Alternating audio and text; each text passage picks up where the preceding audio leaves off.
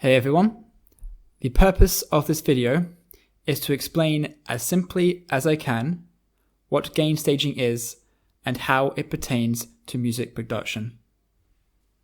Now, if you're anything like me, you've been scouring the internet, reading articles, and watching YouTube videos, trying to understand what gain staging is and getting kind of generally confused because in my experience, people have a tendency to over-explain what this actually is. So I thought I'd give a crack at it. Generally speaking, gain staging is simply setting the gain of something to achieve a desired effect. In music production, most of the time, this just means lowering volume to prevent clipping. In most circumstances, that's all people mean when they talk about gain staging. Now, it can mean other things. If, for example, it can mean raising the volume of something that's maybe particularly quiet in order to hear it properly, or otherwise setting the volume to some other specific level to achieve some kind of specific effect. But generally speaking, in most circumstances, when people talk about gain staging, they just mean lowering volume to prevent clipping. To solidify your understanding, I think it would be helpful to go through a couple of examples. Here, I have loaded up a stock 808 snare in FL Studio, along with a Spitfire Labs piano. Playing the snare, you can see that it plays at around -10 dBFS. This is likely to be too loud for our purposes, since once all the mixer channels reach the master channel, all the volumes are going to add up, and there's a good chance that the final volume will be at or above 0 dBFS on the master channel, which will cause clipping.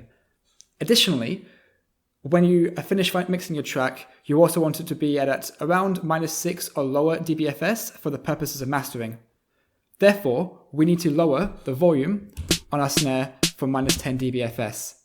This is gain staging to do this. So we simply bring up Fruity Balance or any volume editing VST whatsoever and just lower it down to whatever volume really is ideal. In this case, and in most cases, it'll be -18 dBFS, since at -18 dBFS, this is where most VSTs are working optimally. I don't really know why this is, to be honest, but as it turns out, most VSTs work best on an input signal of -18 dBFS. Another version of gain staging is every time you use a VST, it may change the output volume. It may lower it or it may increase it. For example, here I've loaded up a Fruity Parametric EQ2, I think that's how it's pronounced. Yep, VST. All I've done with this is I've simply raised the upper mids. Therefore, the overall volume will be raised, as you can see here. So despite gain staging it earlier, to -18 dBFS, it is now playing at around -11 dBFS. It's good practice to always keep your output signal the same volume, and then simply in the end use the fader, which applies after the mix chain, to alter your volume. So after the volume added from this EQ, it's good practice to then lower it back to what the volume originally was. So let's gain stage again with Fruity Balance. It added 7 dB. So let's -7 dB to bring it back to -18 dBFS. The final version of gain staging that I talked about, which is not all the applications of gain staging, but of the three I mentioned earlier, was raising volume for gain staging.